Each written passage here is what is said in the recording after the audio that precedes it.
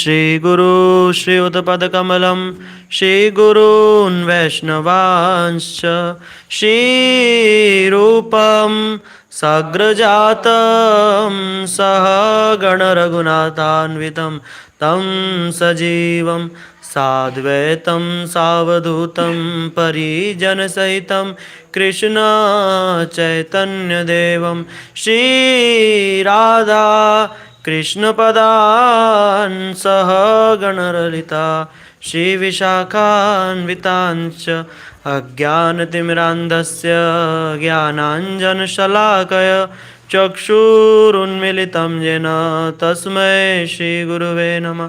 गुरुवे गौरचन्द्राय राधिकाय तदालये कृष्णाय कृष्णभक्ताय तद्भक्ताय नमो नमः। हे कृष्ण करुणा सिंधु दीनबंधु जगतपते गोपेश गोपिका कांत राधा कांत नमस्तुते। तप्त कांचन गौरांगी राधे वृंदावनेश्वरी वृषभानुसुते देवी प्रणमामि हरिप्रिये। वृंदायै तुलसीदेव्यै प्रियायै केशवस्य च कृष्णभक्तिप्रदे देवी सत्यवते नमो नमः।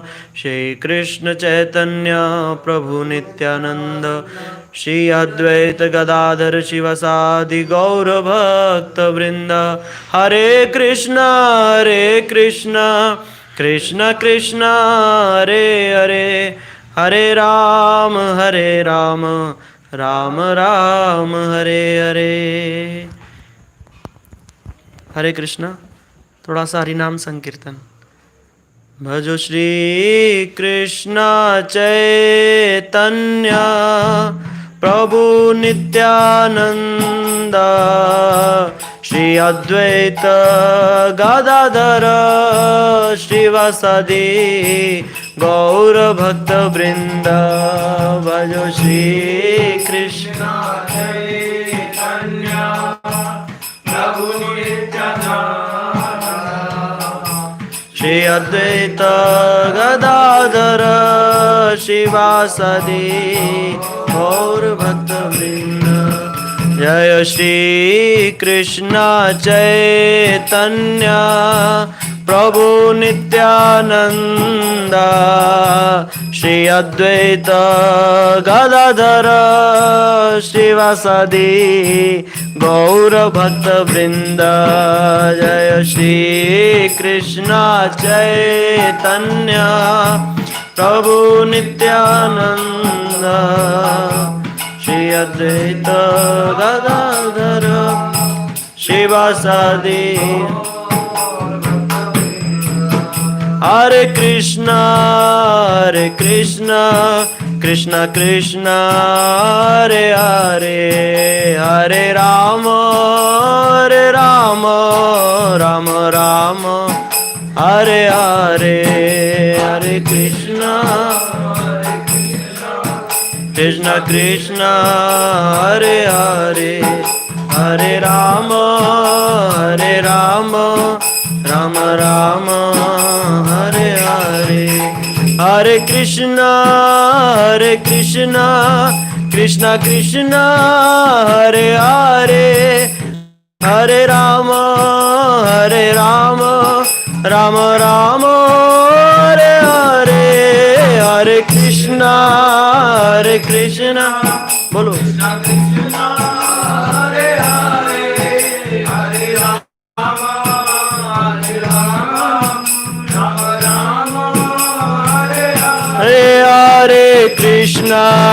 हरे कृष्ण कृष्ण कृष्ण हरे हरे हरे राम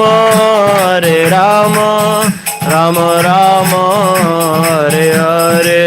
हरे कृष्ण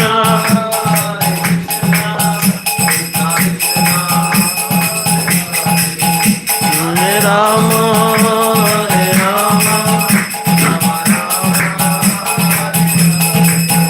बोलो हरे कृष्णा कृष्णा कृष्णा हरे हरे हरे कृष्णा हरे राम राम राम हरे हरे। निताई गौरंग जय निताई गौरंग, निताई निताई निताई गौरंग। हरि बोल हरि बोल हरि बोल हरि बोल।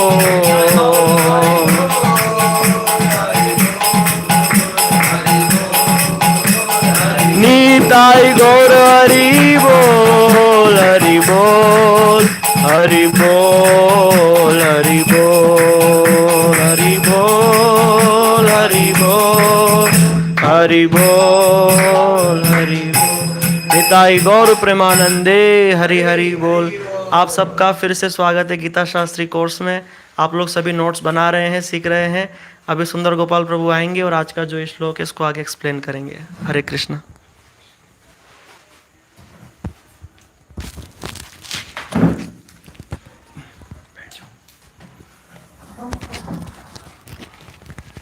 ज्ञानतिमिरान्धस्य ज्ञानञ्जनशलाकया चक्षुरुन्मिलितं येन तस्मै श्रीगुरुवे नमः। गुरुवे गौरचन्द्राय राधिकाय तदालये कृष्णाय कृष्णभक्ताय तद्भक्ताय नमो नमः।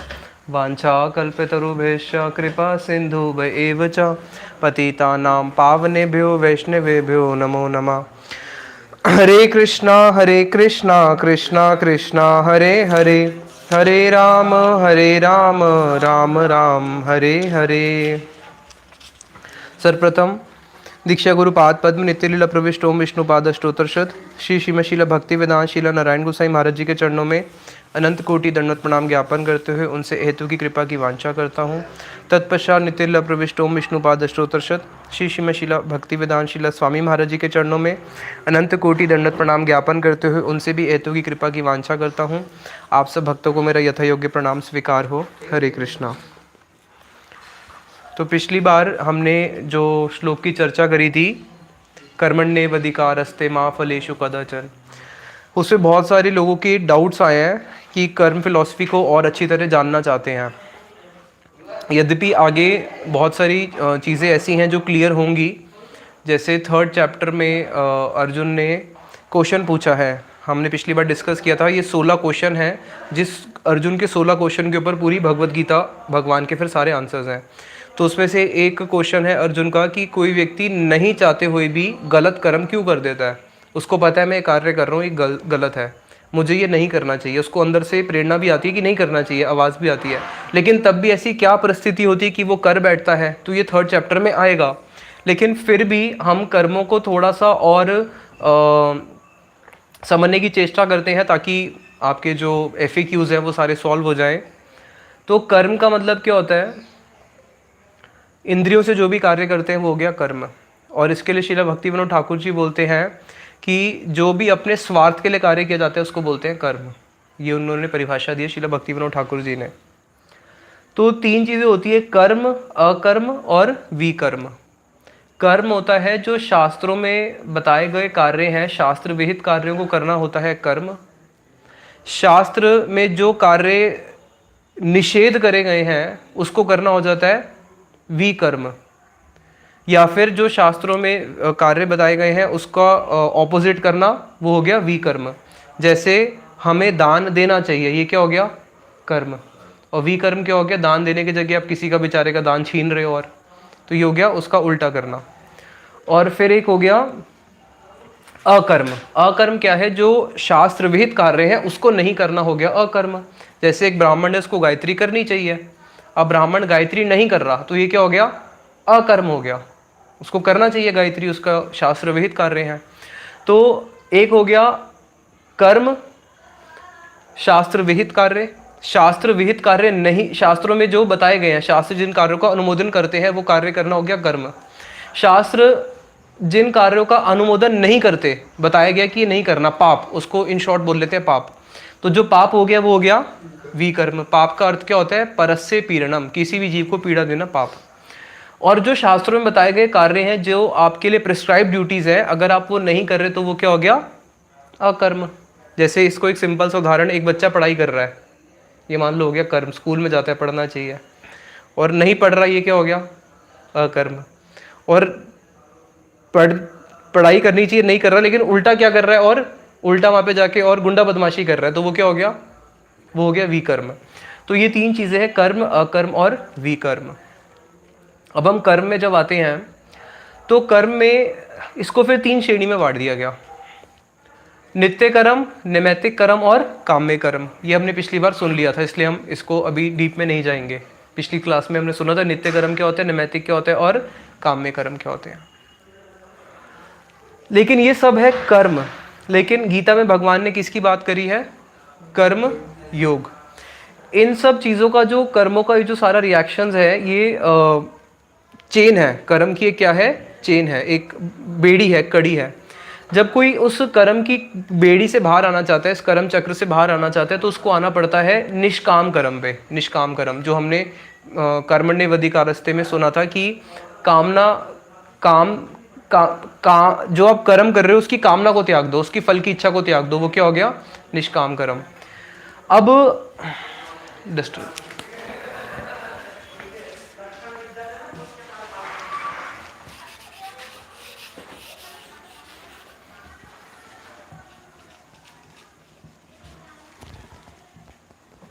अब हम ये चीज़ समझते हैं कि जब हम अपने कर्म भगवान से जोड़ते हैं, उसकी भी 3 स्टेजेस बताई गई हैं। ये श्रील भक्ति विनोद ठाकुर जी ने 3 स्टेजेस बताई हैं। निष्काम कर्म में क्या है? निष्काम कर्म के अंदर हम अपने कर्मों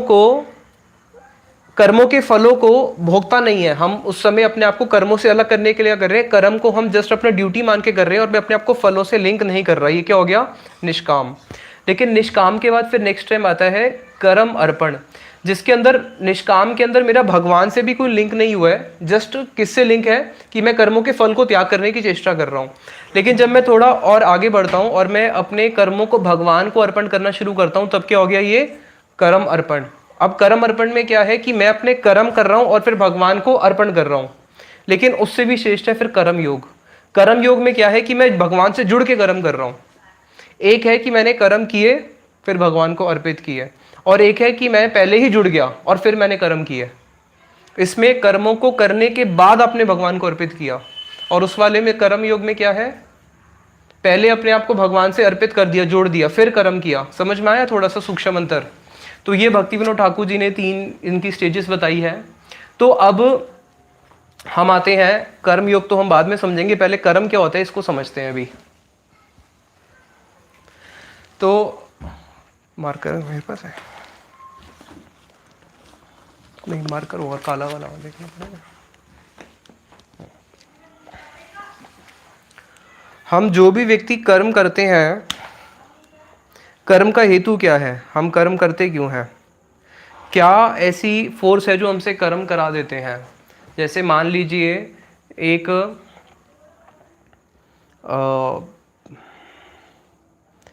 भीष्म पितामह को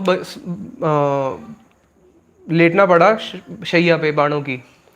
तो उन्होंने देखा कि मैंने ऐसा कौन सा कर्म किया, क्योंकि वो महाजन है, उनके पास ऐसी शक्ति है कि वो पूर्व जन्मों को सब देख सकते हैं। 10 जन्म पूर्व जाके देखा, मैंने कोई ऐसा कर्म नहीं किया। 50 जन्म पूर्व जाके देखा, तब भी कोई ऐसा कर्म नहीं किया। 80 जन्म पूर्व जाके देखा, तब भी कोई ऐसा कर्म नहीं किया। 100 जन्म पूर्व जाके देखा, तब भी कोई ऐसा कर्म नहीं किया कि मुझे ये फल भोगना पड़े। फिर जब वो 101 जन्म पीछे गए, तब उन्होंने देखा, क्या देखा कि मैंने एक ऐसा कर्म किया था, रथ से जा रहा था, सामने सांप या गिरगिट क्या आ गया, और रथ से उसको बचाने के लिए उसको तीर से उठा के क्या किया? कांटों की झाड़ी पे फेंक दिया। तो उसको कांटों की झाड़ी पे फेंक दिया, वो मैंने कर्म किया था, और उसका फल मुझे अब कब मिल रहा है? 101 जन्म के बाद। अब देखो, अब यहाँ पे एक प्रश्न आता है। अब यहाँ पे प्रश्न आता है कि जो भीष्म पितामह ने उसको फेंका वहां पे उठा के, जो भीष्म पितामह ने उसको वहां पे उठा के फेंका, क्या वो इंटेंशनली फेंका था कि मैं इसको उठा के कांटों के ऊपर ही फेंक रहा हूँ? इंटेंशनली फेंका था या उठा के फेंका वहां गिर गया? पहला क्वेश्चन ये आता है। दूसरा क्वेश्चन आता है कि जो पशु योनि है वो तो भोग योनि है। 2 योनि होती है, एक होता है कर्म योनि, एक होती है भोग योनि। तो जो मनुष्य है, ह्यूमंस और एनिमल, मनुष्य क्या है? कर्म योनि है। और पशु क्या है? पशु है भोग योनि। तो यहाँ पे प्रश्न आता है कि पशु तो भोग योनि है, पशु का कोई नया कर्म नहीं बनता। मान लीजिए किसी शेर ने किसी को खा लिया तो उसको पाप नहीं लगेगा। बंदर वृंदावन में किसी का चश्मा ले जाता है तो उसको कोई पाप नहीं लगेगा। कोई भी पशु कोई भी कार्य करे, कोई भी कर्म करे, पशु भोग योनि है। पशु कोई जो भी कर्म करता है वो कर्म से बनता नहीं है। कर्म से कौन बनता है? केवल मनुष्य बनता है। मनुष्य को कर्म योनि बोला गया। उसमें जो भी आप कर्मों करोगे उसका रिएक्शन मिलेगा। पशु कोई भी कर्म करे उसको रिएक्शन नहीं मिलता, इसलिए पशु को क्या बोला है? भोग योनि। वो उस योनि को भोग रहा है। अब प्रश्न आता है कि जब पशु कोई नया कर्म कर ही नहीं सकता, समझ रहे हो मेरी बात? पशु कोई नया कर्म नहीं कर सकता, कर्मों की जो इंडिपेंडेंस है वो किसके पास है?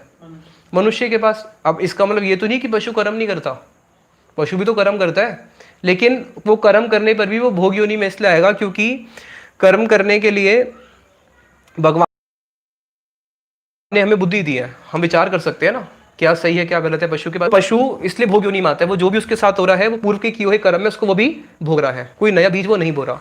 आता है कि जब भीष्म पितामह ने उठा के उसको गिरगिट को वहाँ फेंक दिया झाड़ियों पे, तो जो गिरगिट है वो भोग योनि है। अब गिरगिट की वो जो मृत्यु आनी थी वहाँ पे जाके, उस झाड़ी के ऊपर जाके गिरगिट की मृत्यु आनी थी, वो तो ऑलरेडी डिस्टाइन थी या नहीं थी? वो तो ऑलरेडी डिसाइडेड थी, क्योंकि वो भोग योनि है, वो अपने प्रारब्ध को भोग रहा है और उसके प्रारंभ में लिखा तो उसने ऐसे ही मरना है। तो अब यहाँ पे प्रश्न, जब वो राजा थे 101 जन्म पूर्व, तो वहां पे जो उन्होंने वो कर्म किया वो ऑलरेडी सेट था कि उसने उससे मरना ही था। किसने? उस गिरगिट ने। तो वहां पे उनकी कर्मों की अपनी चॉइस क्या रह गई? समझ में आया क्वेश्चन? इसको अगर हम अपनी लाइफ में देखें, अपना लाइफ में एक छोटा सा उदाहरण देखते हैं। मैं जा रहा हूँ, सामने से कुत्ता आ गया, अब एकदम से वो मुझे काटने के लिए आया, तो मैंने क्या किया? मेरे हाथ में डंडा था, मैंने डंडा खींच के कुत्ते के मार दिया। अब खींच के मैंने कुत्ते के डंडा मार दिया, उसके सर पे लगा और वहीं पे बेचारा बेहोश होकर मर गया। अब जो मैंने कुत्ते को डंडा मारा उसके सर पे, अपने आप को बचाने के लिए खींच के मैंने उसको डंडा मारा, अब मैं तो ये बोलूँगा ना कि भाई कुत्ते के प्रारंभ में लिखा था मरना, मेरे हाथ से मर गया, मेरा क्या कर्म बना इसमें? क्योंकि वो तो भोग योनि है और उसकी मृत्यु तो निश्चित ही थी। तो अब प्रश्न है कि मैंने जो वहाँ पे कर्म किया तो मेरी वहाँ पे मुझे पाप लगेगा या नहीं लगेगा? बताओ क्यों? लेकिन वो तो पहले से लिखा हुआ था, तो मेरी चॉइस, मेरी इंडिपेंडेंस कहाँ है? हैं? हम हमारा विवेक का इस्तेमाल करके वहां से बच सकते थे, वो नहीं किया है। नहीं, अब इसको समझना पड़ेगा। देखो, ये कर्मों की जो गति है वो बहुत गहन है, बहुत गहन, बहुत डीप है, जिसको देवता तक भी नहीं समझ पाते। देवता भी इसको नहीं समझ पाते। इसलिए कर्मों का फल देने के लिए किसको रखा हुआ है? भगवान ने। खुद ही तो बैठे अंतर्यामी के रूप में। कर्मों की कैलकुलेशन देवता भी नहीं कर सकते, वो केवल भगवान ही कर सकते हैं। तो हम केवल इसका एक दिग्दर्शन समझने की चेष्टा करेंगे।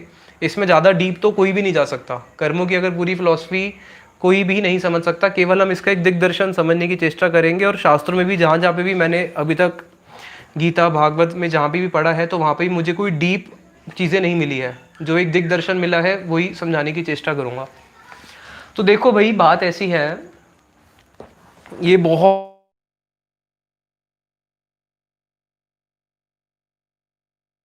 डीप टॉपिक है, इसको समझते हैं। कर्म, कर्म क्या है? एक चक्र है। कर्म को एक चक्र बोला गया, कर्म चक्र। अब कर्म को चक्र क्यों बोलते हैं? कोई भी व्यक्ति जो कर्म करता है, पहली बात तो वो स्वतंत्र है ही नहीं।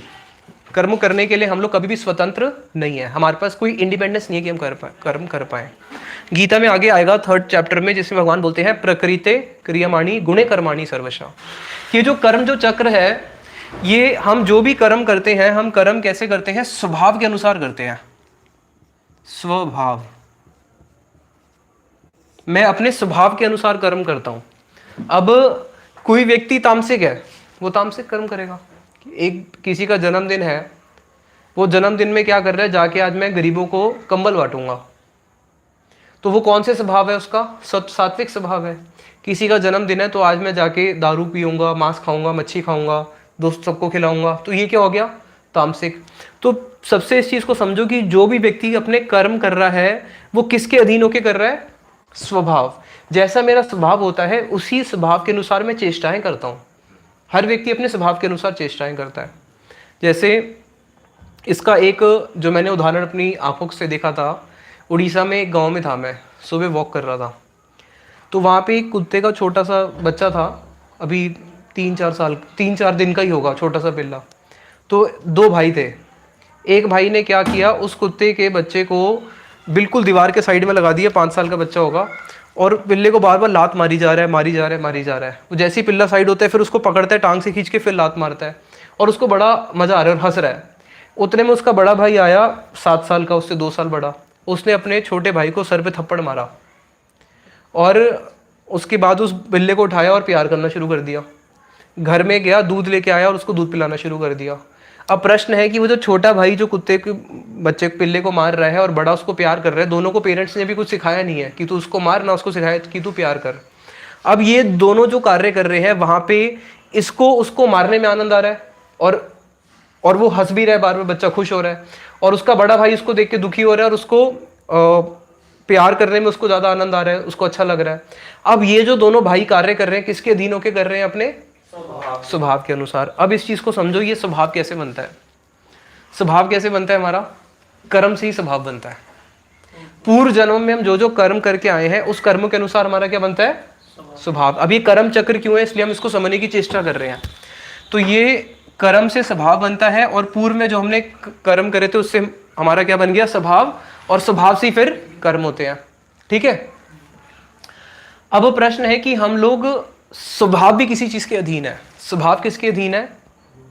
3 गुणों के अधीन है, सत्वगुण, रजोगुण और तमोगुण। तो अब यहां पे एक चीज और आ जाएगी, गुण। गुण। तो स्वभाव का लिंक किससे है? गुण से। और बीच में एक चीज यहां पे आ जाएगी, संग। अब हमारा स्वभाव, हम ये समझ में आ गए कि हम जो कर्म करते हैं उसके पीछे मूल हेतु क्या है? हमारा स्वभाव। अब ये स्वभाव कैसे बना? कर्म करके। लेकिन ये स्वभाव जो है ये हमारा बार बार चेंज होता रहता है संग के अनुसार, जैसा हम संग करते हैं। मान लो कि एक किसाई का बच्चा, या उल्टा समझ लेते हैं, एक ब्राह्मण का बच्चा बचपन में चोरी हो गया और उसको कोई ईसाई अपने पास लेके चले जाता है। अब वो उसको मांस खाना, मच्छी खाना, सब ये सब चीज़ें सिखाता है। अब था वो किसका बच्चा? ब्राह्मण का। ब्राह्मण का बच्चा अगर ब्राह्मण के घर में रहता, ब्राह्मण का संग करता, तो क्या कुछ सीख जाता। लेकिन अब वो किसके संग में चला गया? किसाई के। अब वहाँ पे जाके वो क्या सीख रहा है? कुछ और ही सीख रहा है। इसका उल्टा भी हो सकता है कि किसाई के बच्चे को ब्राह्मण का संग मिल जाए। होता है, नहीं होता? तो अब ये सारी चीज़ें डिपेंड करती है संग। संग से ही हम लोग क्या करते हैं? संग से हमारा स्वभाव भी चेंज हो जाता है। जैसे हमारा भारत में जन्म हुआ है, तो भारत भूमि में जन्म हुआ है, तो हमारे माता पिता कैसे संस्कार है, बचपन से सिखाया गया है, गीता, भागवत, रामायण, भगवान को हाथ जोड़ना। अब विदेश में जिनका जन्म होता है वो उनका बिल्कुल अलग होता है। जैसे कभी इंडिया में कोई इमेजिन भी नहीं कर सकता कि कोई आपसे प्रश्न पूछे कि आपकी कितनी माताएं हैं, कितने पिता हैं। लेकिन वहाँ पे ये कॉमन क्वेश्चन है। स्कूल में भी फॉर्म भरने जाते हैं, कितनी स्टेप मदर है, कितने स्टेप पेरेंट्स हैं। तो ये डिपेंड करता है संग। तो हमें हर योनि में जैसे जैसा हमें संग मिलता रहता है, संग के अनुसार हम कर्म करते हैं। अब फिर वही लिंक आ जाएगा कर्म से ही, कि संग के अनुसार भी हमारा स्वभाव बन रहा है, और संग के अनुसार ही हम क्या करते हैं? बचपन में माता पिता सिखा देते हैं। जिसका हिंदू कुल में जन्म हुआ उसके अपने अलग संस्कार, संग हुआ। अब जैसे बचपन में ही माँ लेके जाएगी और बोलेगी मुंडिया मार। मुंडिया मार माने कि सर झुका, उड़ीसा में बोलते हैं। तो बच्चे को जगन्नाथ जी के सामने सर झुकाना सिखा देती है। अब वही अगर किसी का कहीं बंगाल में हुआ, मैंने यहाँ पे देखा था, जब हम नवद्वीप जाते हैं तो एक माँ अपने बच्चे को ट्रेन में बोल रही है मच्छी खाबो, मच्छी खाबो। वो बोल रहा है हाँ हाँ हाँ। अब उसको सिखा रही है मच्छी खाओगे, मच्छी खाओगे।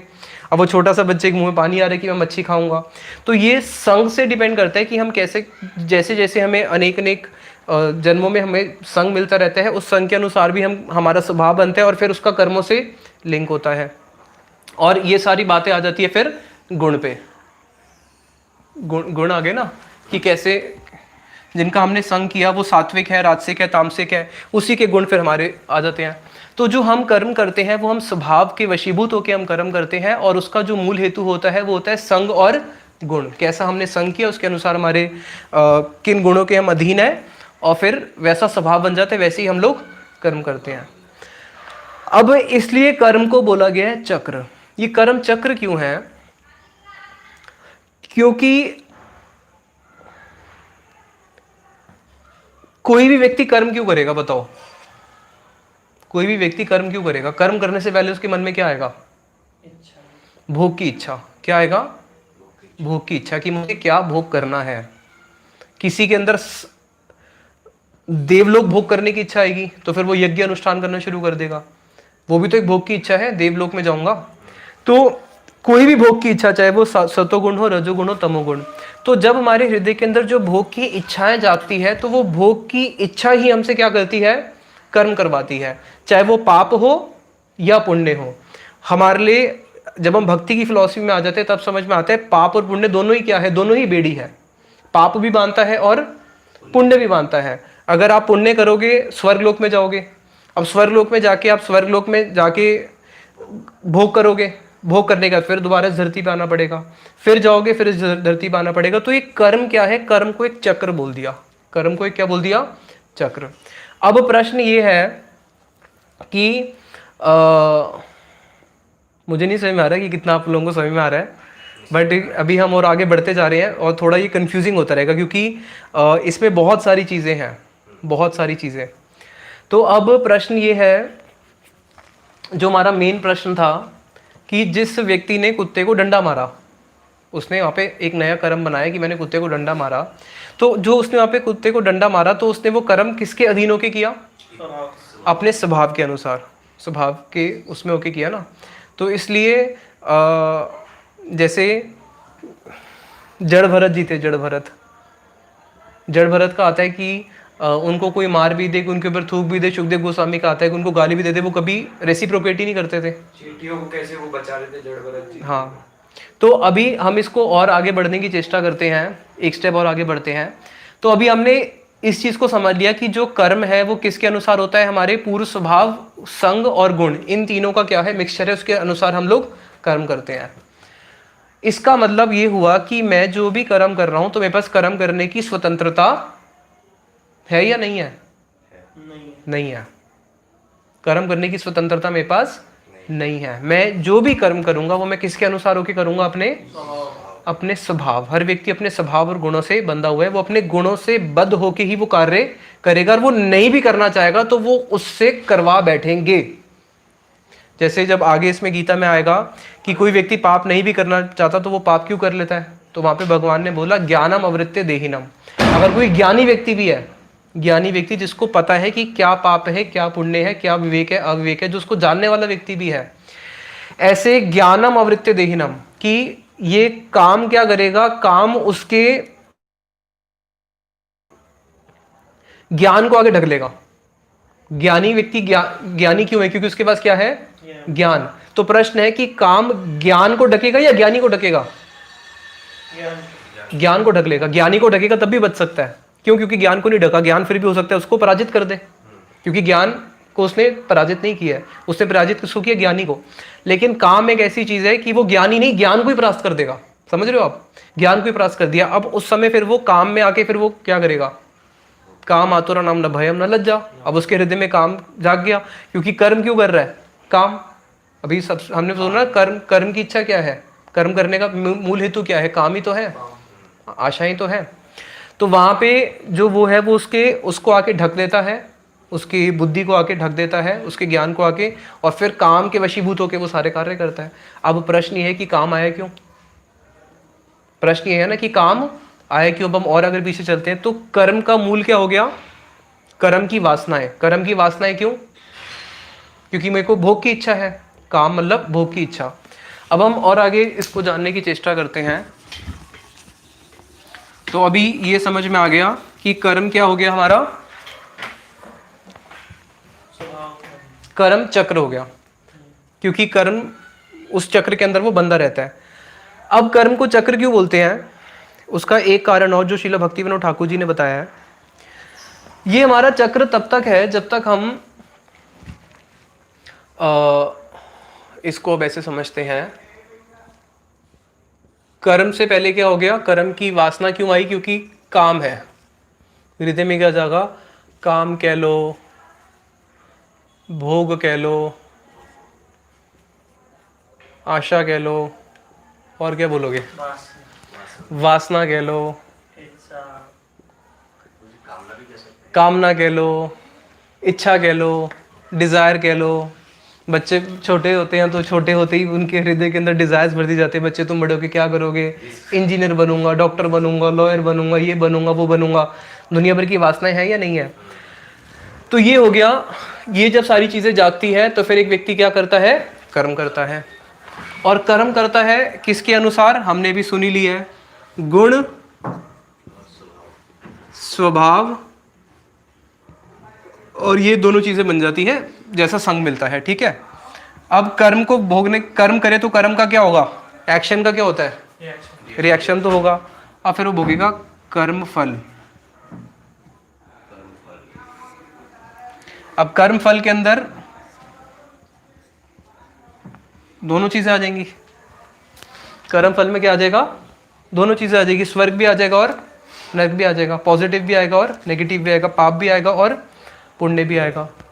तो अब प्रश्न ये है कि अगर हम कर्म से पहले काम, भोग, आशा, वासनाएं, ये जो वासनाएं ये जो जाग रही है, अगर कोई इसको ही खत्म कर दे तो फिर वो कर्म करेगा?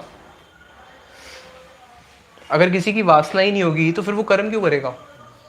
फिर वो अगर कर्म करेगा भी तो केवल जीवन निर्वाह के लिए करेगा, जीवन निर्वाह के लिए, कि हाँ मेरे को अपने शरीर को जीवित रखना है भगवान का भजन करने के लिए।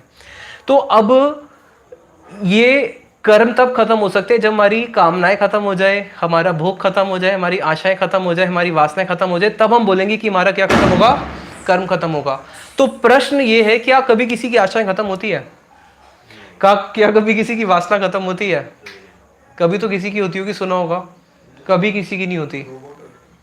कभी भी किसी की वासनाएं, आशाएं खत्म नहीं होती। आशाएं होती रहती है, इच्छाएं बढ़ती रहती है। एक बच्चे को 12वीं खत्म हुई, 12वीं खत्म होने के बाद उसको आशा है कि मेरे को गवर्नमेंट जॉब लग जाए, तो गवर्नमेंट जॉब की प्रिपरेशन करना शुरू करता है। अब वो गवर्नमेंट जॉब की प्रिपरेशन कर रहा है, उसको आशा है कि मेरे को क्या मिल जाए?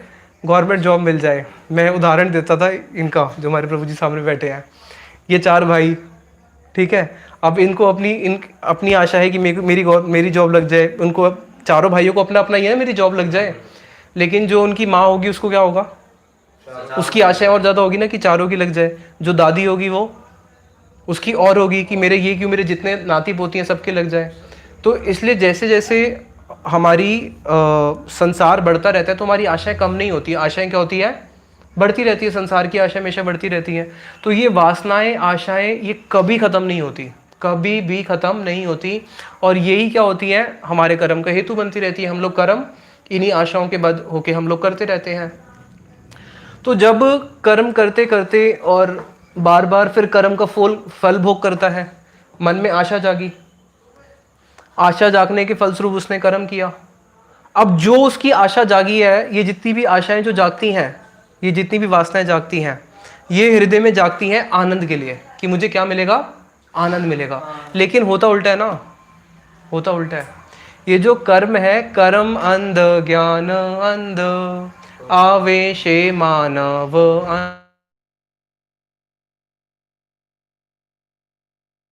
अंध, ताहे कृष्ण करुणार, पाद पद्म मधुदिया, अंध भाव गुचाइया, क्रमे करे निज अंतपुर।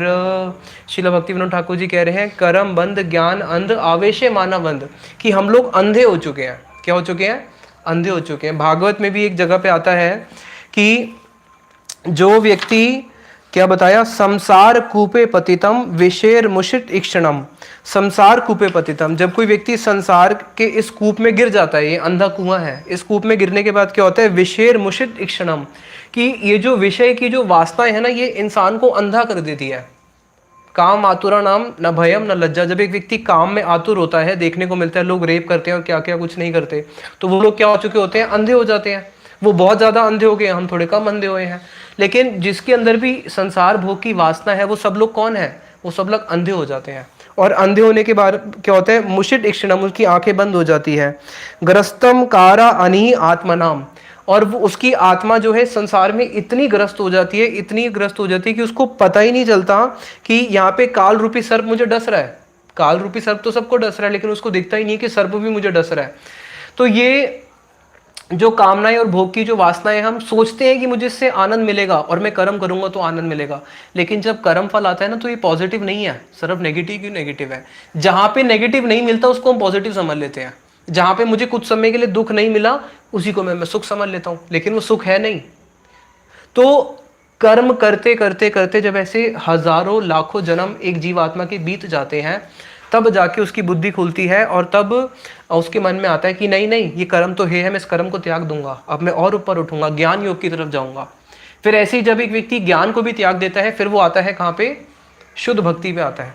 तो ये जो कर्म है, ये कर्म एक चक्र है जो आपसे क्या करते हैं, ये आशाएं कभी खत्म नहीं होती। और ये भगवान ने एक ऐसा साइंस बनाई है कि मानो कि किसी के मन में आशा है कि मेरे को 1 करोड़ रुपए कमाने हैं।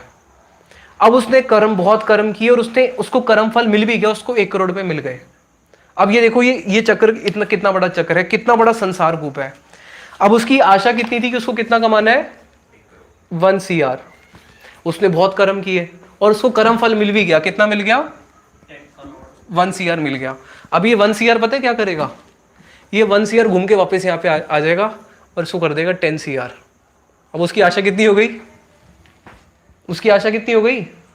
10 CR। अब क्या करेगा फिर? कर्म 10 CR, फिर वहां तक पहुंचेगा कर्म फल, फिर उसको मानो 10 CR मिल गए, फिर क्या होगा? आशा फिर बढ़ जाएगी।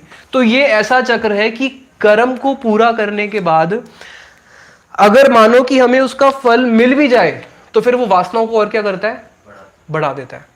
तो ये एक ऐसे चक्र में जीव पड़ चुका है कि उसकी वासनाएं कभी खत्म होती नहीं है। इस वासनाओं को पूरा करने के लिए वो इसके अंदर कर्म की मेहनत की, अपनी कितनी योनियों की, हर योनि में जा जाके क्या करता है? अपनी वासनाओं को पूरा करने के लिए घी डालता रहता है। और घी डालते डालते ये वासना की अग्नि क्या है? और बढ़ती रहती है। अनल बढ़ाए अनल, ये वासना और बढ़ती रहती है, बढ़ती रहती है, बढ़ती रहती है। तो इसको शांत करने का एक ही तरीका है जो भागवत में आता है, आशा ही परमम दुखम, निराशा ही परमम सुखम। कि आशा ही दुख का कारण है। तो सारे दुख का कारण क्या हो गई? काम, भोग, वासनाएं, आशा, यही सारे दुख का कारण हो गई। और निराशा ही परमम सुखम, और सारे सुख का कारण क्या है? निराशा। कि भाई कोई आशा ही मत रखो, सारी आशाओं को त्याग दो। तो यहाँ पे अब हम आगे इसको और जानने की चेष्टा करते हैं जो हम समझ रहे थे। अब ये जो कर्म की, ये जो कामनाएं जो हमारे हृदय में जागी है, उसका भी मूल क्या है? हमने समझ लिया कि हम लोग कर्म कर रहे हैं, क्यों? कर्म के पीछे क्या है? वासना है। कि मैं कर्म, संसार की वासना है। संसार की वासनाओं के भी जो पीछे मूल कारण है वो है अविद्या। तो ये ही जड़ है, ये है रूट कॉज, ये मेन रूट कॉज है अविद्या। अविद्या का मतलब होता है कृष्ण को भूलना। कृष्ण को भूल गए तो ये भी भूल जाएंगे मैं कौन हूं, मैं आत्मा हूं, इसको मैं भूल गया। ये विद्या है कि मैं आत्मा हूं, और अभी मैं आ गया अविद्या में, क्योंकि जैसे मैं कृष्ण को भूला तो मैं कृष्ण का दास हूं, अपने संबंध को भी भूल गया। अब मैं समझता हूं कि नहीं, मैं एक भोक्ता हूं। फिर मुझे जैसे जैसे अनेक योनियों में शरीर मिलते रहते हैं, कभी कुत्ते का, कभी बिल्ली का, कभी सुअर का, तो मैं अपने आप को वही समझना बैठ जाता हूँ। श्रील स्वामी महाराज जी अपनी कथाओं में बोलते हैं कि एक हॉग जो है वो बड़ा प्रसन्न है, एक सुअर बहुत प्रसन्न है। क्यों? उसके पास बहुत सारी सुअरनियाँ हैं, बच्चे हैं, मल है खाने को। लेकिन जब हम उसको देखते हैं तो हम उसको क्या देखेंगे? भाई ये तो भूल चुका है, ये सुअर की योनि में आ चुके, अपने आप को सुअर समझ रहा है। तो उसी प्रकार से अविद्या मतलब यही है, अपने आप को शरीर समझना ही अविद्या है। और फिर उस शरीर के लिए हम लोग क्या करते हैं? अनेक अनेक भोग की वासनाएं जागती है। तो ये जो अविद्या, ये अविद्या कहाँ पे जागी थी बताओ? ये अविद्या कहाँ पे राइज हुई थी? भक्ति विनोद ठाकुर जी बड़ा सूक्ष्म विवेचन करते हैं इसका, कि कर्म को अनादि क्यों बोला है। कि अविद्या कहाँ पे जागती है? जब हम कृष्ण को भूल जाते हैं। जीव कृष्ण को भूला, ये अविद्या है। ये कहाँ पे जागी? ये जागी इस ब्रह्मांड के अंदर नहीं। ये जो ब्रह्मांड है, ये ब्रह्मांड और चित्त जगत और ये जड़ जगत, इसके बीच की जो एक मार्जिनल पोटेंसी है उसको बोलते हैं तटस्थता। उस तट पे ये वासना जीव की जो उत्पत्ति हुई है वो क्या है? इस जड़ जगत में जीव उत्पन्न नहीं हुआ। इस जड़ जगत में जो भी वस्तु उत्पन्न हुई है ये तो नश्वर है ना। तो इस जड़ जगत में जो भी वस्तु का उत्पत्ति हुई है उसका नाश होगा ही होगा। तो जीव इस जगत का नहीं है, जीव क्या है, चित्त जगत का है। तो चित्त जगत पे उत्पत्ति शब्द भी नहीं बोल सकते क्योंकि जीव तो नित्य ही है, लेकिन फिर भी समझाने के लिए बोल देते हैं कि जब हमारी उत्पत्ति हुई कहाँ पे, तटस्थ शक्ति में। तो ये जो जिस जगत में भी आप और हम लोग बैठे हैं, ये जगत क्या है, ये जगत काल के अंडर है, कैलेंडर काल के अंतर्गत है। इस जगत के अंदर 3 काल होते हैं, भूत भविष्य वर्तमान। और कभी कोई ऐसा जगत जो बिल्कुल काल अतीत हो, जहाँ पे काल ही ना हो, हम उसके बारे में कभी सोच सकते हैं? हम लोग नहीं सोच सकते, क्योंकि हमारी बुद्धि किससे बंधी हुई है, काल से बंधी हुई है, समय चक्र से हम लोग बंधे हुए हैं। तो एक ऐसा जगत जो समय से अतीत है, क्योंकि इस जगत में हर चीज को आप नाप सकते हो, हर चीज। मीयते इति माया, माया का अर्थ क्या होता है, जिसको आप नाप सकते हो। तो इस जगत में हर वस्तु को नापा जा सकता है, माया का एक अर्थ ये भी है। तो जब इस जगत में हर वस्तु को नापा जा सकता है, तो हमारी बुद्धि भी क्या है, हर चीज को नापती है, हमारी बुद्धि भी उसी के अंतर्गत आ गई। लेकिन जो चित्त जगत है वो इससे परे है, उसको नापा नहीं जा सकता। वो टाइम से परे है, वहाँ पे समय नहीं है। वो स्पेस से भी परे है, यहाँ पे हर चीज़ को नापा जा सकता है, वहाँ पे किसी भी चीज़ को आप नाप नहीं सकते, ना समय को ना स्पेस को। तो इसलिए उस जगत से जैसे ही हम इस जगत में आए, तो ये जो अविद्या है, हम उसने हमें इधर ग्रस्त नहीं करा, विद्या ने हमें बिल्कुल कहाँ पे ग्रस्त किया, उसी तटस्थ पे जहाँ पे हम कृष्ण को भूल गए। तो जहाँ पे हम तटस्थ पे, जहाँ पे हम कृष्ण को भूल गए, जहाँ पे विद्या ने हमें ग्रस्त किया, वो स्थान कौन सा था, वहाँ पे समय नहीं था। तो वहाँ पे एवरीथिंग इज एटर्नल। तो अविद्या क्या हो गई हमारे लिए, एटर्नल। समझ रहे हो आप इस बात को? तो इसी कारण से यही अविद्या हेतु बनती है वासना का। कृष्ण से स्वतंत्र भोग करने की वासना ही तो है, और फिर वो आ जाते हैं कर्म, फिर कर्म फल, और उसी में हम लोग घूमते रहते हैं। तो ये अविद्या ही मूल है। जो अविद्या कहाँ पे उत्पन्न हुई है, उस तट पे। इसलिए हमारे जितने भी कर्मों का जो ये चक्र है वासनाओं का, ये क्या है, अंतहीन, अनादि। तभी तो बोला अनादि कर्म फले। अगर जैसे कई लोग पूछते हैं ना, पहले मुर्गी आई या अंडा आया, कई लोग ये प्रश्न पूछते हैं, ये नॉनसेंस प्रश्न है। कर्म को बोल दिया अनादि कर्म फले, कि जो हमारा अनादि, उसका कोई आदि ही नहीं है, उसका कोई एंड ही नहीं है, वो अनादि है, टाइम से भी परे है। तो इसलिए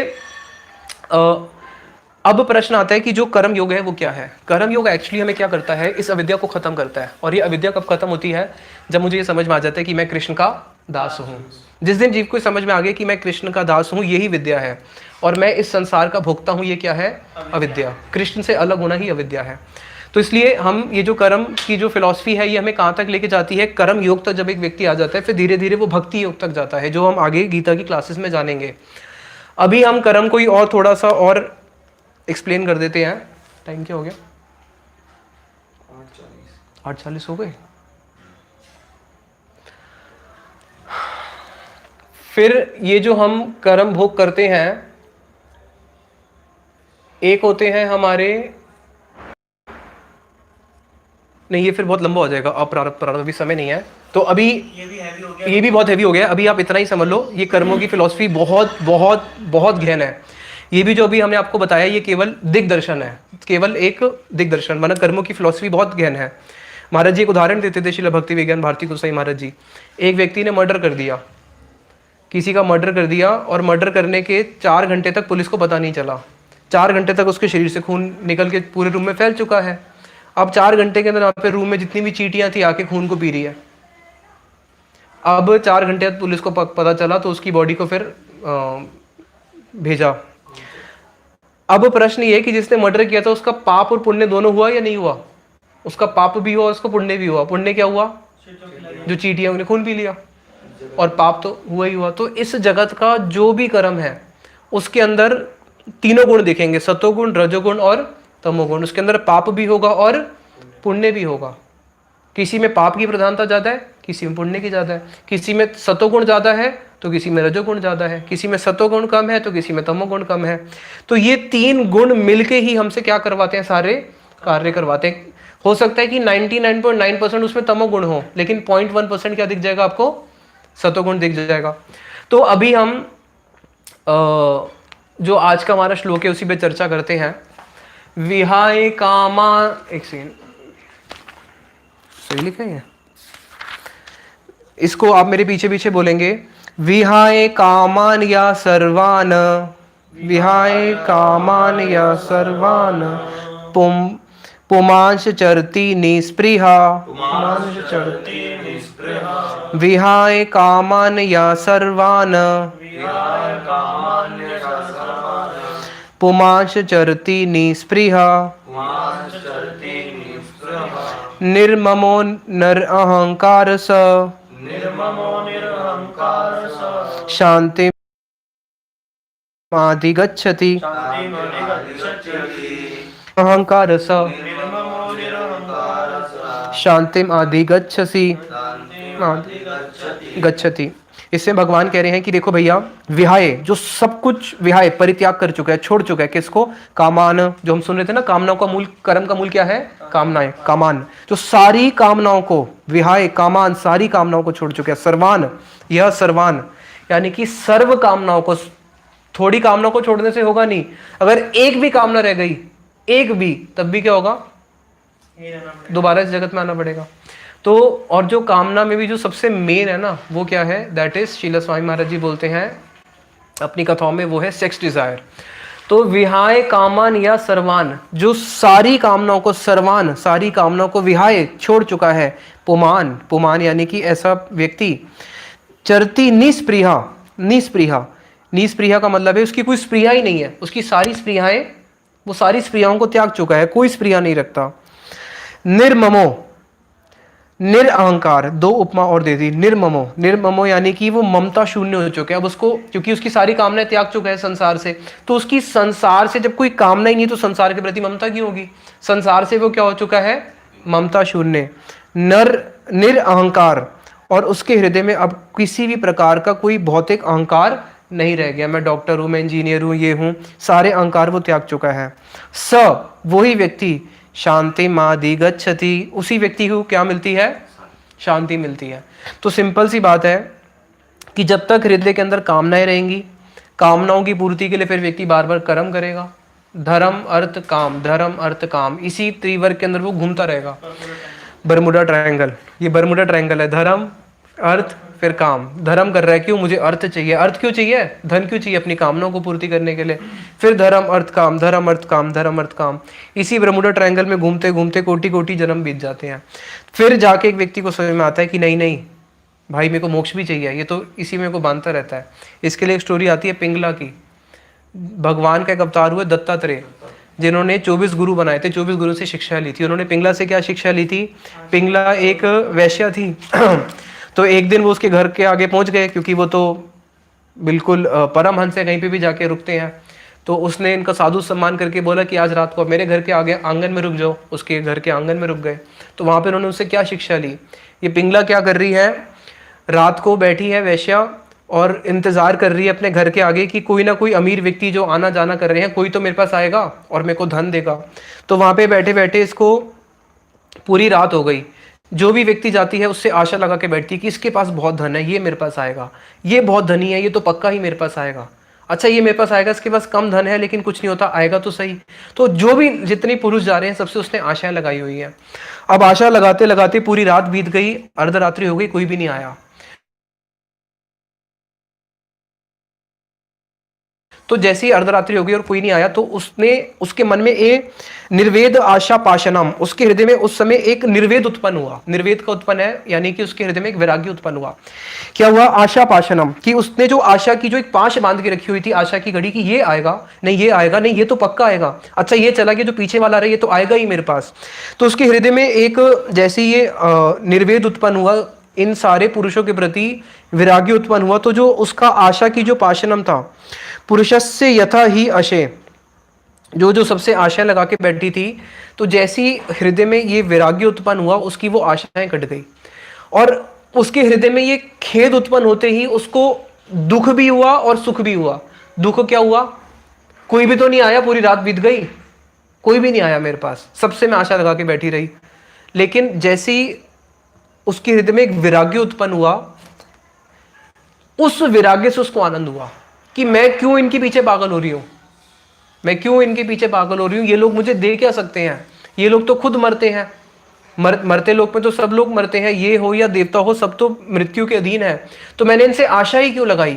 तो पहले तो उसको वहां पे दुख हुआ, लेकिन जैसे ही उसके हृदय में वैराग्य उत्पन्न हुआ, वैराग्य उत्पन्न होती है उसके हृदय में क्या हो गया, शांति आ गई, उसको आनंद मिल गया। अब उसको आनंद मिल गया। अब फिर उसने फिर वहां पे एक गीत गाया है, उस पिंगला ने जो गीत गाया है उसको वैराग्य गीत बोलते हैं, शायद भागवत में है वो। उस गीत को इन्होंने सुना था, दत्तात्रेय ने, और उस गीत को सुनकर उन्होंने इसको अपनी एक 24 गुरु में से उसको भी एक गुरु माना कि कैसे मैंने उससे शिक्षा ली। तो लास्ट में जो उसने एक शिक्षा दी है, उसने उस गीत में बहुत सारी बातें बोली है कि ये जो मेरा शरीर है, मैं शरीर तो नहीं हूँ, मैं तो इसके अंदर आत्मा हूँ, और मैं जिसको शरीर समझ के बैठी हुई हूँ, इसका जो ढांचा है वो बना है हड्डियों से। जैसे पहले जो घर बनते थे वो लकड़ी के बनते थे और उसके ऊपर फिर मिट्टी का लेप लगता था, तो उसी प्रकार से ये जो मेरा ढांचा, जो मेरा घर बना है जिसमें मैं रह रही हूँ, ये किसका बना है, हड्डियों का। और उसके ऊपर लेप किसका लगा हुआ है, 3 चीज़ों का लेप लगा हुआ है, मांस, केश और नख। ये 3 चीज़ों तो दिखती है, मांस दिखता है, केश और नख दिखता है। अगर इस कवर को उठा दो तो अंदर क्या है, हड्डी का तो ढांचा है, और उसके अंदर भी क्या भरा हुआ है, मलमूत्र भरा हुआ है। तो हाय हाय, मैं कितनी पागल हूं कि मैं इस मलमूत्र की थैली से दूसरे मलमूत्र की थैली का आलिंगन करती हूं और उसी में ही सुख समझती हूं। ये जो शरीर जो इतना अधम शरीर है, बताया ना ये शरीर कैसा है, ये जो अधम शरीर है, इससे मैं इतनी आसक्त हूं, और मैं उस हरि को क्यों भूल गई, क्यों मैं अपने इस शरीर को बेचती हूं, इन लोगों से धन लेके इनको संतुष्ट करती हूं, तो क्यों ना मैं अब हरि को ही खरीद लूं। अभी तक लोग मुझे खरीदते थे, लेकिन अब मैं क्या करूंगी, अब मैं अपने आप को संपूर्ण रूप से भगवान को शरणागत होकर अपने आप को पूरा भगवान को बेच दूंगी। और अगर कोई व्यक्ति अपने आप को भगवान को पूरा बेच देता है तो भगवान क्या करते हैं, उसको अपना लेते हैं। तो अब मैं भगवान को ही खरीद लूंगी अपने आप को बेच के। और जैसे लक्ष्मी जी, क्योंकि वो वैश्य है तो उसके मन में ऐसी भावना आ रही है, यद्यपि ये पवित्र भावना है कि जैसे लक्ष्मी जी विष्णु जी की सेवा करती है, तो मैं भी हरि की सेवा करूंगी, इस संसारिक लोगों की सेवा में करूं ही क्यों। तो वहां पे उस कर्म को करते करते उसके मन में क्या आ गया, एक हे भावना आ गई। कहीं ना कहीं पूर्व जन्म में उसका भक्ति से लिंक रहा होगा, तभी ये भावना आई है, या फिर भगवान उसके आंगन में थे इसलिए आई है। तो ये कर्म ही क्या है, जब एक व्यक्ति बिल्कुल कर्म को भोगते हुए सारे कर्मों को भोग के उसके मन में फिर लास्ट में क्या आता है, परीक्षान लोकान विचार्य च पुनः पुनः, सारे लोगों का परीक्षण करके फिर वो विचार करके इसी निष्कर्ष पे पहुंचता है, ध्यायेन नारायणो सदा, कि मुझे केवल भगवान का ध्यान करना है, और इस संसार की कोई भी जो मैं कामना रखूंगा वो सारी कामना क्या है, दुख का हेतु है। मैं सोचता हूं कि मैं कोई कामना कर रहा हूं तो उससे मुझे सुख मिलेगा, लेकिन वो सुख नहीं देती, वो बाद में क्या देती है, दुख ही देती है। इसको फिर आगे भागवत में बताया, कर्माणि आरम्भाणानाम दुख हत्याय च सुखाय च। जब भी कोई व्यक्ति कोई कर्म करता है तो वो 2 चीजों के लिए करता है, मेरे दुख दूर चले जाएंगे और मुझे बहुत आनंद मिलेगा। हाय, मुझे नौकरी मिलेगी तो मेरे सारे दुख चले जाएंगे और मुझे बहुत आनंद मिलेगा। मैं बहुत बड़ा अफसर बन जाऊंगा तो मेरे दुख चले जाएंगे और मुझे आनंद मिलेगा। पश्चेत पाक विपर्यासम, लेकिन भाई बाद में उल्टा होता है। बाद में उल्टा क्या होता है, जिस तुमने आशा से किया था कि मेरे सुख आएंगे और दुख चले जाएंगे, उल्टा होता है, दुख और आ जाते हैं, जो थोड़े बहुत सुख थे वो भी चले जाते हैं। तो ये कामना ही हमारा सारा दुख का कारण है, जिसको हम सुख का बीज समझ के बैठे हैं। भगवान कह रहे हैं कि वो क्या है, दुख का बीज है। इसलिए एक बारी स्वामी महाराज जी अपनी कथा में बोल रहे थे कि कहाँ पे कृष्ण ने लिखा है कि तुम बड़ी बड़ी इंडस्ट्री बनाओ, गीता भागवत में कहीं लिखा है, उन्होंने कहीं नहीं लिखा इंडस्ट्री बनाओ। वहां पे गीता में भगवान क्या कह रहे हैं, मदगत चित्त मदगत प्राण बोधयंता परस्परम, मेरी हरि कथा करो, मेरा कीर्तन करो।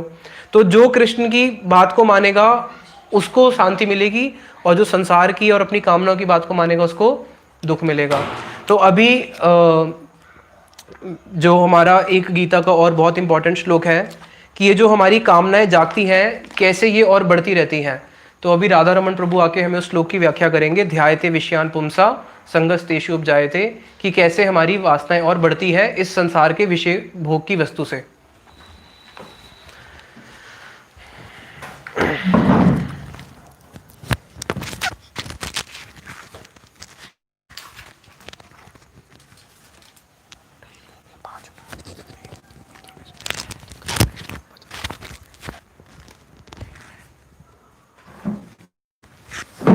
अज्ञान तिमिरांधस्य ज्ञानंजन चला गया, चक्षुरुन्मिलितं येन तस्मै श्रीगुरुवे नमः। श्री कृष्ण चैतन्य प्रभु नित्यानंद, श्री अद्वैत गदाधर श्रीवासादि श्री गौर भक्त वृंद। हरे कृष्णा कृष्णा कृष्णा हरे हरे, हरे राम राम राम हरे हरे। इतना अच्छा टॉपिक चला अभी कर्म के ऊपर। तो ये जो काम बताया, ये जो वासना बताया, इसको हमारे गुरुवर्गों ने क्या बताया है, ये जो काम है, ये काम है दावानल के समान। दावानल क्या होती है? अभी आपने देखा होगा जो बड़े बड़े जंगल में जो आग लग जाती है, जो बहुत बड़ी बड़ी विशाल जो आग लगती है, जिस पर काबू पाना नामुमकिन होता है, वो वाली आग। लेकिन उस आग को केवल एकमात्र जब बारिश होती है उसके द्वारा ही बुझाया जा सकता है, उसके द्वारा ही वो आग कंट्रोल में आ सकती है। तो ये जो काम है ना, ये काम एक ही वस्तु से कंट्रोल में आ सकता है। किस वस्तु से? साधु संग से, एकमात्र साधु संग से। तो आज के जो श्लोक है ये बहुत बड़े साइंटिफिक श्लोक है, बहुत ही बड़े। ये 2 श्लोक हैं भगवद गीता का द्वितीय अध्याय का 62 और 63। ये दोनों मैं एक साथ बोलूँगा। ध्यायतो विषयान् पुंसा संगस्तेषु उपजायते, संगा संजायते कामा, कामात् क्रोध अभिजायते, क्रोधात् भवति सम्मोह, सम्मोहात् स्मृति विभ्रम, स्मृति भ्रंशात् बुद्धिनाशो, बुद्धिनाशात् प्रणश्यति, बुद्धिनाशात् प्रणश्यति। क्या बता रहे हैं श्लोक में? ये जो श्लोक है, ये जो दोनों श्लोक, ये श्लोक सबसे मूल है पाप करने का। इसमें भगवान ने सिंपल सा बता दिया कि कोई व्यक्ति पाप क्यों करता है, क्या रीज़न है जो समाज में इतनी अराजकता। अभी हम हमारे भौतिक समाज में भी देख रहे हैं कितनी अराजकता फैल रही है, कितनी गलत वस्तुएं हो रही है इस समाज में। इन सब का कारण इन दोनों श्लोकों में बता दिया। क्या बताया? देखिए, ध्यायतो विषयान् पुंसः, ध्यायतो विषयान्, ध्यान, ध्यायतो मतलब ध्यान करता है, पुंसः है चिंतन, विषयान् मतलब विषयों का। जब व्यक्ति किसी विषय का चिंतन करता है, पुंसः संगतेषु उपजायते, किसी चीज का चिंतन करते करते करते क्या होता है, माइंड उसी में चला जाता है, उसमें आसक्ति हो जाती है। बोल रहे पुंसः संगतेषु उपजायते, जब हमारे माइंड का कि विषयों से संग होता है, जब हमारे माइंड का विषयों से संग होता है तो क्या होता है, हमारी बुद्धि उसी के बारे में सोचती है। क्या बोल रहे हैं? संगतेषु उपजायते, संगा संचायते कामा। जब उस वस्तु से संग हो गया, जब उस वस्तु में आसक्ति हो गई, फिर क्या होता है? अभी मैं इसको आपको बाद में एग्जाम्पल देके समझाऊंगा, अभी श्लोक का मीनिंग बता रहा हूँ। संगा संचायते कामा, अब वो हमारी उस वस्तु के बारे में पूरे दिन भर आसक्ति हो गई, सोच चल रही है। अब क्या होगा? अब हम उस वस्तु का हमारा पाने की इच्छा करेगी कि हम वो वस्तु हमारे पास कैसे आए, कैसे हम उस वस्तु को प्राप्त करें। उसके बाद जब उस वस्तु को प्राप्त नहीं कर पाते तो क्या होता है? कामात् क्रोध अभिजायते, कि भैया जब वो वस्तु नहीं मिल रही तो क्रोध आएगा, जब वो वस्तु नहीं मिलेगी, जब वो वस्तु नहीं मिलेगी। अब बोल रहे क्रोध से क्या होगा? क्रोधात् भवति सम्मोह, क्रोधात् जब आपको बहुत अधिक क्रोध आता है तो उसमें ना आप सब कुछ भूल जाते हैं। सम्मोह का मीनिंग होता है मोहित होना। आपकी जो विचार करने की, आपकी जो सोचने समझने की शक्ति है, उस वक्त वो शून्य हो जाती है, उस वक्त वो बिल्कुल शून्य हो जाती है। हमारे गुरुदेव श्रील भक्तिवेदांत नारायण गोस्वामी महाराज जी बोलते थे कि जब किसी व्यक्ति को क्रोध आता है ना, उसकी पूरी भक्ति, पूरे पुण्य उससे जल जाते हैं। हमारे गुरुदेव ये बोलते थे कि क्रोध से क्या होता है? क्रोधात् भवति सम्मोह, सम्मोह मतलब उसकी विचार करने की शक्ति, सोचने समझने की शक्ति बिल्कुल शून्य हो जाती है। जब किसी व्यक्ति की सोचने समझने की शक्ति शून्य हो जाती है तो क्या होता है? सम्मोहात् स्मृति विभ्रम, सम्मोहात् क्या हो रहा है? सोचने समझने की शक्ति से अब उसको ये भी नहीं पता रहता क्या गलत है क्या सही है, क्या गलत हो रहा है क्या सही हो रहा है, उसको कुछ ही नहीं होगा। उसको आप शास्त्र का जो व्यक्ति मोहित हो गया उसको आप शास्त्र का उपदेश दोगे कि देखो शास्त्र में ये लिख रहा है, वो कुछ ही नहीं समझेगा। क्यों? क्योंकि उसकी जो स्मृति है वो भी विभ्रम हो गई। विभ्रम का अर्थ है नाश हो गई, नाश बिल्कुल। बोल रहे हैं स्मृति भ्रंशात् बुद्धि नाशो। अब स्मृति भ्रंशात्, जिसकी स्मृति विभ्रम हो गई उससे क्या होगा? बुद्धि नाश हो, उसकी बुद्धि नाश हो जाती है। जो उसकी इंटेलिजेंस है वो इंटेलिजेंस बिल्कुल जीरो हो जाती है, वो कुछ भी नहीं कर सकता। अब उसमें केवल यही रहेगा, वो वस्तु मैं कैसे पाऊँ, उसी वस्तु में आसक्त रहेगा, उस वस्तु नहीं मिलेगी उसके लिए गुस्सा आएगा, ना ही कोई किसी बड़े को देखेगा छोटे को देखेगा।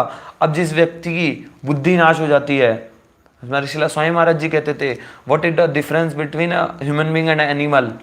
तो शिला स्वामी महाराज जी यही बोलते थे कि जो व्यक्ति ये विचार नहीं कर पाता कि मेरे को ये दुख क्यों आ रहे हैं, जन्म मृत्यु जरा व्याधि, जो अपनी बुद्धि से ही विचार नहीं कर सकता कि मेरे को ये दुख बार बार क्यों आ रहे हैं, मुझे क्यों जन्म लेना पड़ रहा है, मुझे क्यों मरना पड़ेगा, मुझे क्यों बीमारी आ रही है, तो शिला स्वामी महाराज जी कहते थे वो व्यक्ति एनिमल है। तो इसी प्रकार जब बुद्धि का लेवल 0 हो जाता है तो हम सब ये विचार करने में ही नहीं रहते, हम बिल्कुल जानवर बन जाते हैं। जैसे जानवर, जैसे शेर किसी हिरण को देखकर क्या कुछ विचार करता है, हिरण को जैसे ही देखा उसके पीछे दौड़ पड़ता है कि भैया मुझे उसको पाना ही है। उसी तरह बोल रहे हैं बुद्धि नाशात, बुद्धि नाश होने के बाद क्या है, प्रणश्यति।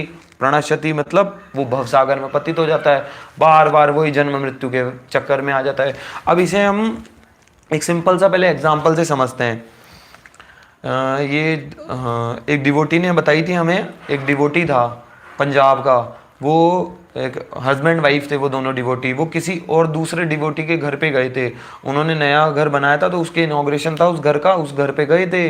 अब जैसे उसके घर पे गए तो वो अपने घर का जो यज्ञ वज्ञ होता है वो कर रहे थे। उसके बाद उसकी पत्नी ने, जो पहला डिवोटी था जो दूसरे डिवोटी के घर गए, उसकी पत्नी ने उनका घर देखा।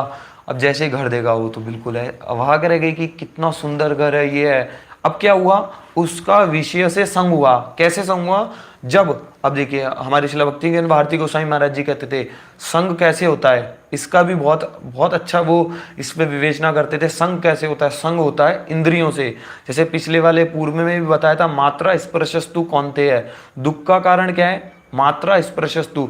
जब आपकी इंद्रियों से विषयों का संग होता है तो इसमें भी संग क्या होता है, जब आपकी इंद्रियों से इस विषयों का संग होगा। कैसे, आंखों से किसका संग हुआ, इतनी सुंदर सुंदर वस्तुओं का। जब सुंदर सुंदर वस्तुओं का चिन्ह संग हुआ उसके बाद क्या हुआ, उसमें आसक्ति हो गई, उसमें आसक्ति हो गई। कैसे, यार कितना सुंदर घर है, काश हमारा भी ऐसा घर होना चाहिए था, ऐसा होना चाहिए था, ये घर होना चाहिए था। अब क्या कर रही है वो लेडीज, बार बार वो जो डिवोटी था वो हमको खुद ये बात बताया था। अब वो लेडीज बार बार उसी के बारे में सोच रही है, उसी के बारे में, काश ऐसा घर होता हमारा।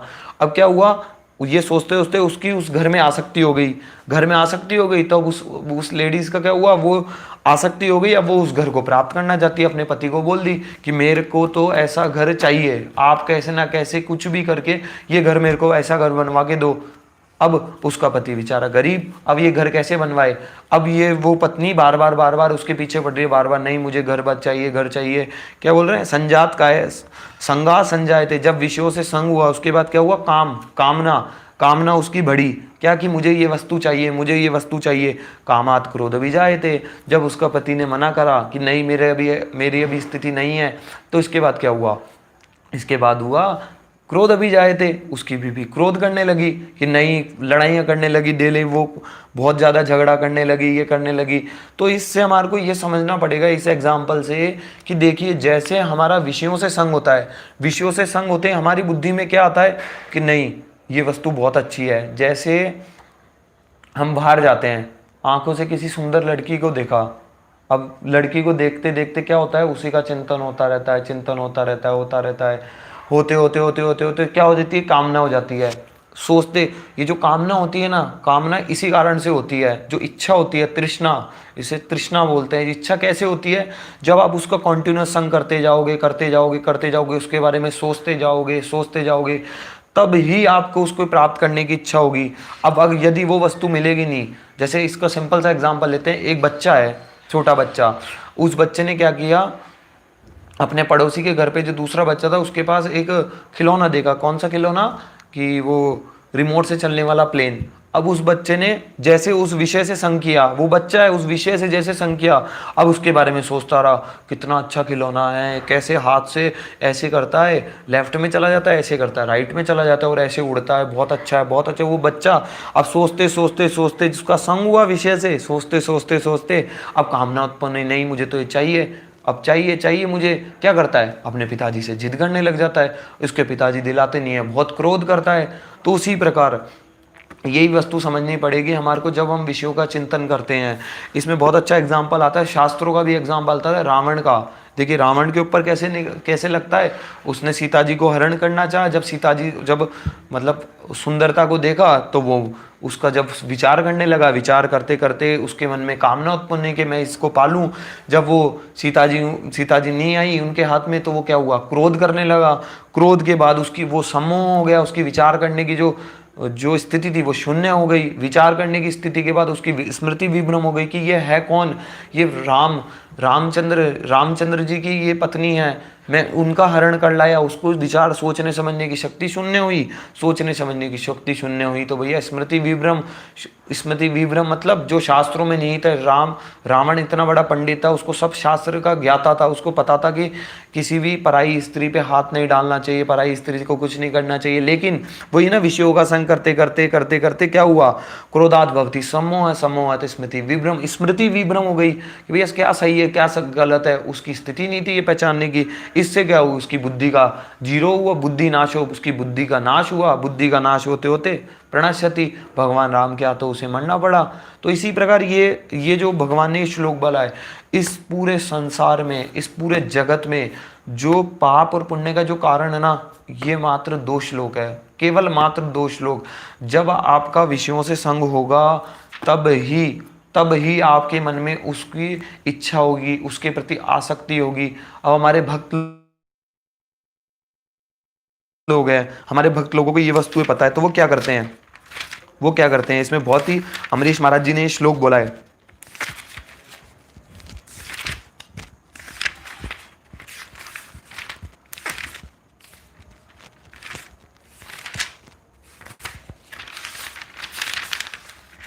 अमरीश महाराज जी ने बोला है विषयों से संग, जैसे भगवद गीता में भगवान ने बताया, तो हमारे भक्त लोग हैं वो कैसे संग करते हैं, वो अपनी पांचों इंद्रियों से वो भगवान की सेवा ही करते हैं। आँख से भगवान के दर्शन करते हैं, जीवा से भगवान का प्रसाद पाते हैं, नाक से भगवान के नैवेद्य या भगवान के जो छड़ा हुआ इत्र होता है उसको सूंघते हैं, स्पर्श भक्तों का स्पर्श करते हैं बहुत से।